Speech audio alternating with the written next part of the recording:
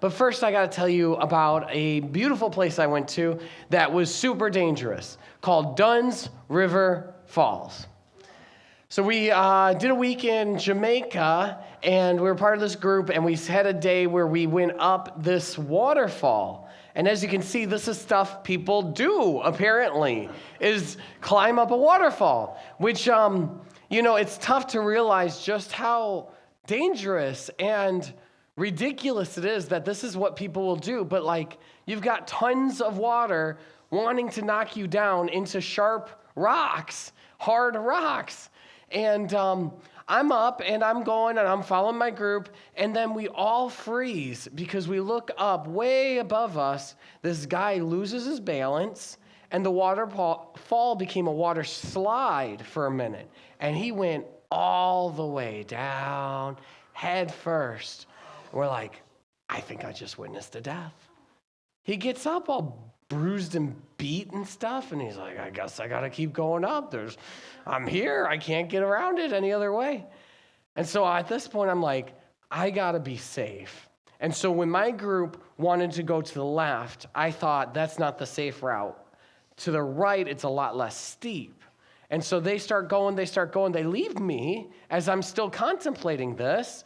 So I decide I better go to the right. I go to the right, and I made a horrible, horrible mistake, because even though it's not as steep as the left route was, when it's less steep, what you trade off is that it's going to be way more slippery. So it's like I was walking on glass. And by the time I was in the middle of this area, I was starting to slide. I had no grip, no footing, and I was about to slip off one of those drop-offs. I'm like, I'm done for. It's over. Say goodbye to Nikki. I thought, there will never be an Anchor Church because I'm going to die before getting the chance. And so I did what any brave, red-blooded American will do, is I screamed for help. I yelled, not that funny. I said, Roger, please. Someone in our group comes by, and, the gentleman he was, offered his arm and got me to safety. But I mean, man, if it wasn't for Roger, I'd be dead today. You wouldn't even know. This is before I met any one of you guys. Thank you, Roger. I'll give you his address. We'll all write thank you notes to Roger for saving my life. Dunn's River Fall. I learned that division and separating can be dangerous. It's not only dangerous, but it can actually be death. Division can be death. We know division isn't good for us, right? We know we're better together. We're entertained by shows where we watch, and it's like, will he survive a week in the wilderness alone?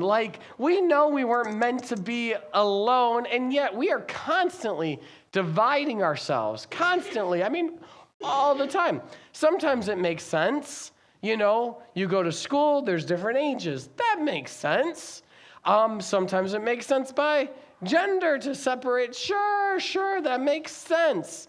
But then we think of other ways we separate and divide and get into our groups, and we think, well, why is it that Sunday morning is so segregated, that you go to the white church, the Hispanic church, the black church? Why is that the case? We think economically. Whereas in group a couple weeks ago, Michael pointed out, he's like, yeah, we're separated by economics. I'm like, how so? He said, well, there's people, kind of obvious, the no duh, think of where people live. And I'm like, oh yeah, if you have money, you don't live in this area. If you don't have money, you don't live in that area. We're separated, and you can just keep coming up with all these ways we separate and divide. But division isn't helpful. Division can be death. Division, I'll tell you, Jesus cares so much about bringing peace where there's division. We just sang, may the peace of God and the blessing of God be on you and your family. Jesus wants to bring peace where there's division, and he will do whatever it takes because, first off, he knows that division is death. Division is death. You don't have to think too long and hard to know that division can be death. If you've grown up in a divided household, a divorced household, you know just how hard it is. If you have a parent who walked out on you, you know how hard it is. If you're in a home or you're in a family where maybe children grow up and there's this new trend calling no contact, where you don't speak to your family members, you don't speak to your parents. I know a couple parents whose kids won't talk to them over political beliefs, and not to say maybe there's a time and place for it, but it's still heartbreaking. It's still not ideal. We think of death itself, and we're so heart-wrenched because it's division. We're divided. We're separated from the person. Division and death. So here's what Paul says about division in Ephesians 2. He says, therefore, remember that you formerly, the Gentiles of the flesh, who are called uncircumcision by the so-called circumcision, which is performed in the flesh by hands. Okay, so there's two groups. In Ephesians, what you're going to notice is that anytime Paul says you, he's got a particular people in mind. He's talking about the Gentiles, the non-Jews. Gentiles literally means the nations. Whenever he says we or us, he's talking about the Jews, his people, his ethnic group. So he says, there were strong line drawn between these two groups of people. Over circumcision, for one. He says, remember that you were, at that time, separate from Messiah, from the Christ, excluded from the commonwealth of Israel, strangers to covenants of promise. The problem was that God had chosen Israel to be a vehicle of blessing. We've talked about this in the last couple of weeks. Israel was God's instrument to bless all the nations. And yet, what do we find ourselves where the nations are separated from Israel? And so that means the nations are cut off from all these blessings and promises. Not the way things should be. Strangers, the covenant of promise, having no hope and without God in the world. This is what division brings. This is the picture. But now in Christ Jesus, you who were formerly far off have been brought near by the blood of Christ. I don't know. I can't read that sentence without just getting a little bit moved every time. Because I don't know about you, but I know what it feels like to feel on the outside, to be scared of being left out. Maybe it wasn't since being in high school or middle school, but we know that fear of being cut off, excluded. And Jesus knows that. And he cares about it so much that he would shed his blood so that those who are far off would be brought near.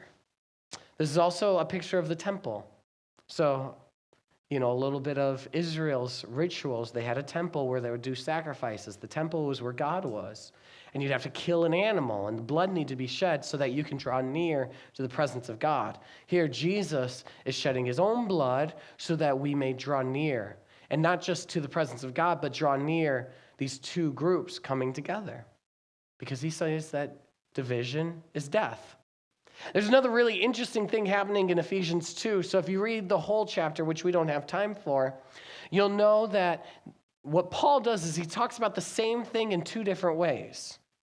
If you remember from 2 weeks ago, the last time we got together, we were talking about zombies. And he said, remember that you were dead in your trespasses and sins in which you once walked, that you were the living dead.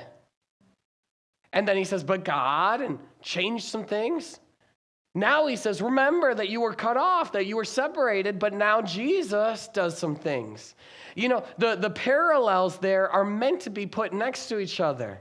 That you see that being dead in our trespasses and sins is being cut off and separated from the blessings that God made promises to Abraham and Abraham's family, the ancient Israelites.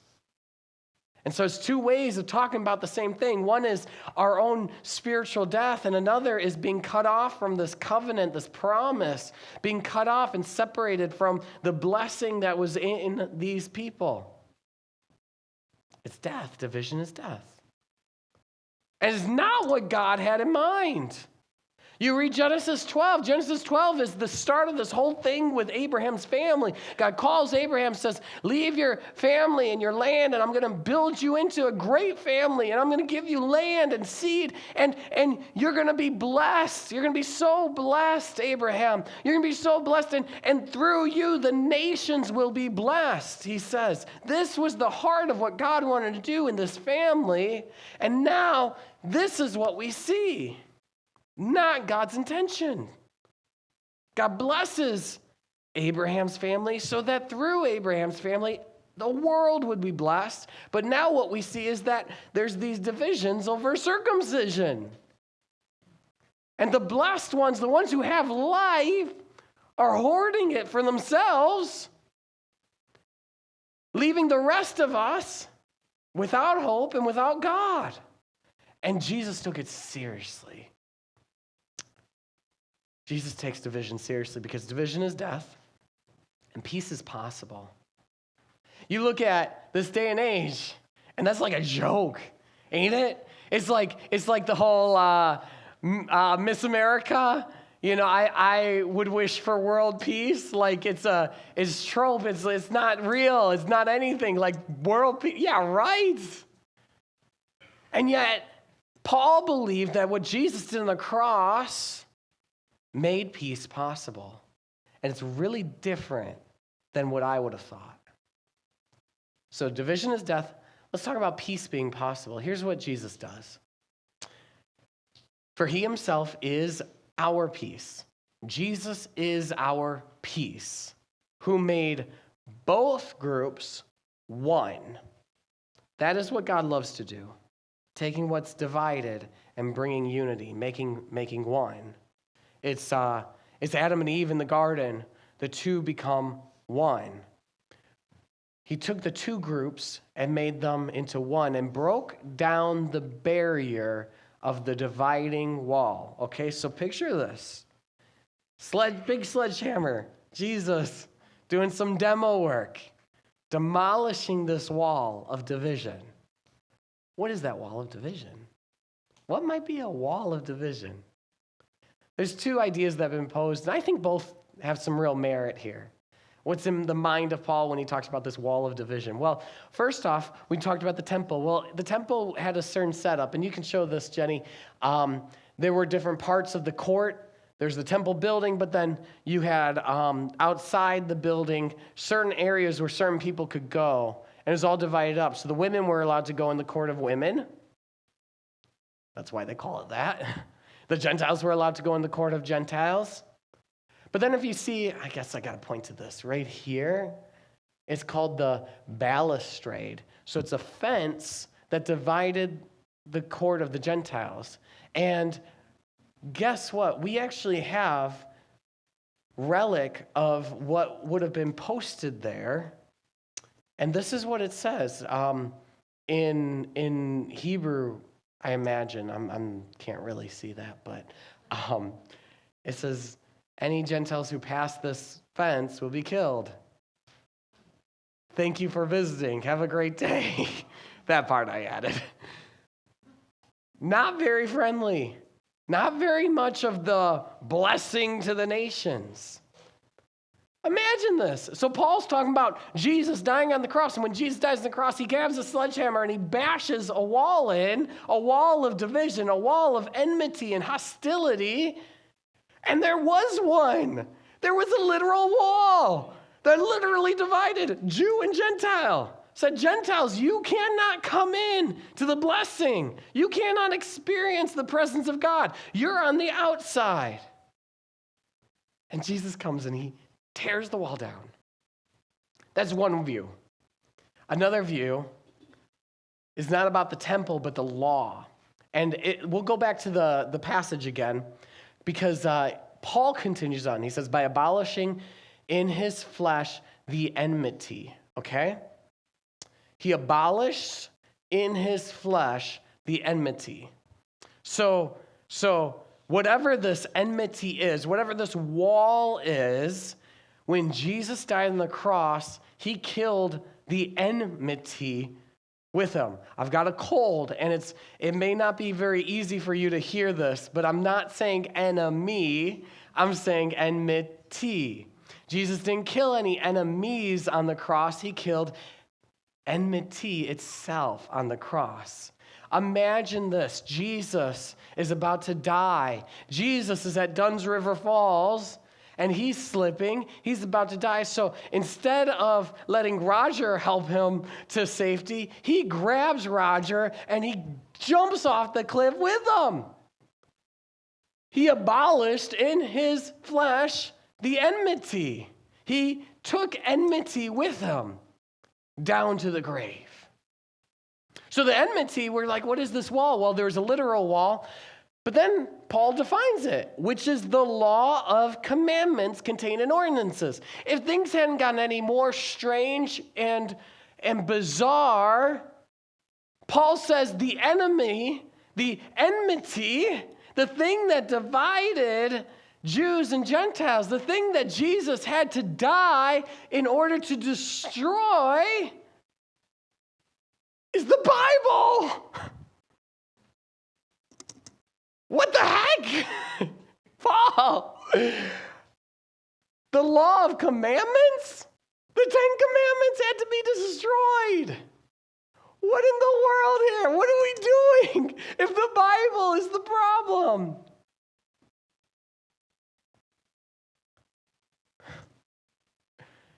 That's what it says, right? The law of commandments contained in ordinances.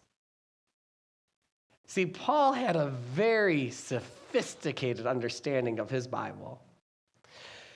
When you talk about law, you can talk about a few things when we talk about it in Bible terms. We can talk about law as in the 10 Commandments, or there were actually 613 commands given to Israel. There are actually more that are outside of what the Old Testament has. So we can talk about that like the rules, which I think is in mind. We can talk about the entire Old Testament as the law, or maybe just the first 5 books. It has a real range of meaning when we talk about the law, but he does call it the law of commandments.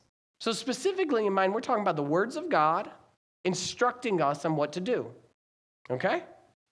So, do you think these commandments, thou shalt not kill, is that bad? Is that commandment worth Jesus taking out with him? Here's what happens. Here's how the story of the Bible goes. God's commandments are good and righteous and just. God's commandments are a gift to us. They teach us about wisdom. They teach us about how to flourish as humanity, to live the way we were made to live. God's commandments help us to love one another, love God, live in peace. God's commandments are priceless. They're so, so valuable. God's commandments help us grow in wisdom. They're life itself. Man doesn't live by bread alone, but by every word that comes from the Lord. God's commandments are good. Everyone just throw up a good thumbs up here. God's commandments are good. Here's what happens, though. Here's the first story where we see a command given to human beings. God says, do not eat from the tree of the knowledge of good and evil. And that presented an opportunity for the snake to come in.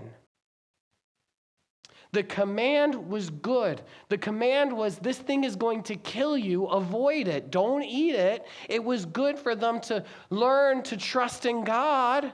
It would have taught them wisdom. But the snake used the command. The command is good. If I gave you a brand new car out of the blue, and it was a really nice car, I don't know anything about cars, but it was like a really good one. Fast and, had cool things to it. And you were like, this is a really cool car. I can't wait to drive this car. Well, sin comes, steals the keys to the good thing, and hijacks it. And sin's holding on to this car for long enough where it's like it's not even the same car anymore. It becomes a different car altogether. This is what happens to the law. The law is hijacked from sin, which isn't just like something you do, but the Bible pictures sin as this crafty creature with a personality. Sin becomes personified. Sin becomes one of those powers that needs to be destroyed, an authority over us that's destroying us. Sin takes the keys to the law, the very words of God, and twists them and uses them to bring about more sin, to bring about death itself. That's why Paul says there is the law of the Spirit of life, which is the law that God gave us. And then there's also the law of sin and death, which is the law that God gave us, but now sin and death has the keys. It's like it's two laws now. And this law that's been hijacked has now become its own power. It's become its own personified enemy to us, trying to destroy us. And that power needs to be dethroned. So when Jesus dies on the cross, he dethrones the power of the law, which was bringing about death, bringing about sin, and bringing about division. Because by the time Jesus was around, there's a belief about the law, that the law would create a hedge of protection, which is fine. It's a good way to think about it. It protects us from impurity, protects us from sin, whatever it may be. But it also, they thought of it as a hedge of protection from the Gentiles, which is the opposite of what the law was supposed to do. The law was supposed to be for Abraham's family to learn what it means to live in partnership with God and to be a blessing to the nations, to show the world who God is. It became a hedge of protection from the world, not a way to bless the world. And that had to be destroyed. And that's what Jesus does. So that in himself he might make the two into one new man, the two into one again, thus establishing peace. And he might reconcile them both to God in one body, both in one body to God, through the cross, by it having put to death the enmity. Everybody say enmity. Enmity. What was killed on the cross? Enmity. What was killed on the cross? Enmity. Maybe say hostility. It might be easier to say. I don't know. That's what was killed on the cross. That's what was killed on the cross. No enemies were killed on the cross, but the division itself, the hostility itself, was killed when Jesus died on the cross. Peace is possible. If peace was possible for Jews and Gentiles who had been at it for hundreds of years, Jews and Romans who were in occupation to Rome. Rome was the empire who stole their land, stole their freedom. If there was peace possible for them, then where else might peace be possible? Do you believe that? I mean, we can think on a national level and we think we haven't been any more divided than we are now. I think right now, maybe not. But maybe. I mean, we're hitting records, I think, as far as protests going on. There's some real hostility in our country. But maybe not just our country. Look at your own life. Look at your own family, co-workers. Do you think peace is possible there? What might that look like? I'm in the same boat. I'm like, there is not a lot of people, but I could name a few that I couldn't imagine peace. And I'll tell you, in my life, if I tried to pursue peace, I think it would be the wrong thing to do at this moment. It wouldn't be safe. It wouldn't be smart. But man, to think that peace might be possible, I think even just imagining that for me does something. It makes the other person less of a monster. Peace is possible. Death, or division is death. Peace is possible. Finally, here we go. Foreigners will be family. Foreigners, immigrants. We just prayed about a friend of a friend who was detained this week. Here's what Paul says about foreigners. And when he's talking about as the Gentiles are foreigners. So the Gentiles are strangers to this promise given to Israel. And he came and he preached peace to you, the Gentiles, who are far off, and peace to those who were near.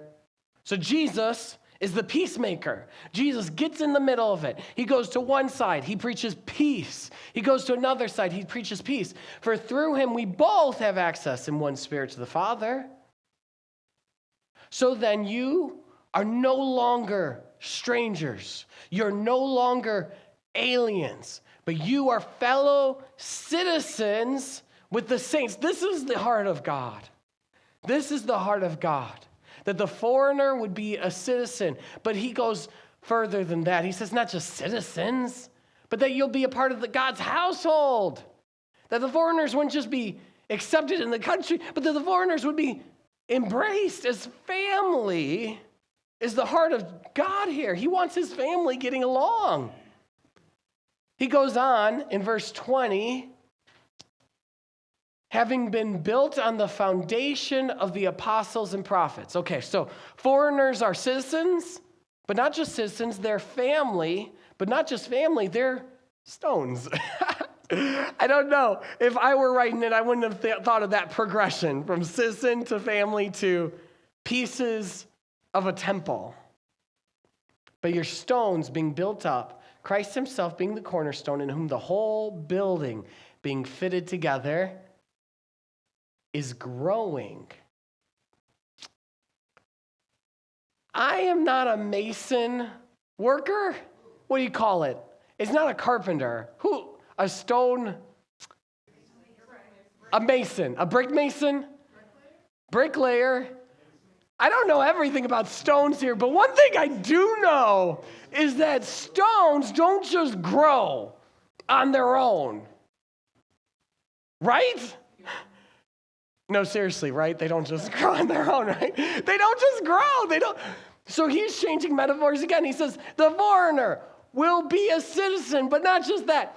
He'll be a member of the family, but not just that. He's going to be a part of this temple, a stone in the temple, but it's not just going to be a temple with stones. It's going to be something that grows like a garden that grows, or like a body that's alive and growing and active. It's growing into the holy temple of the Lord. This holy temple isn't just a building anymore, but now it's like a body or a garden, maybe like the Garden of Eden or something, but it's going to be this place where God dwells, where heaven and earth meet together. And it's going to become possible when there is finally peace between those who hate each other.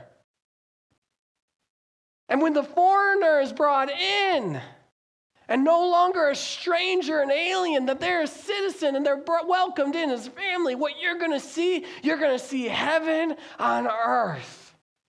That's what Jesus is all about. Is the revelation. What is it? Revelation 5, Revelation 7, every tribe, tongue, language. Worshiping before the throne of the Lamb who was slain on behalf, so that every tribe and tongue would come together. I tell you, peace is only possible through Jesus.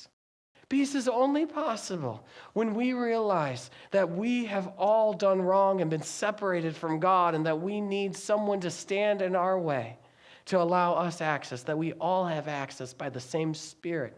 And we realize I'm not perfect, and we show a little grace for the people around us.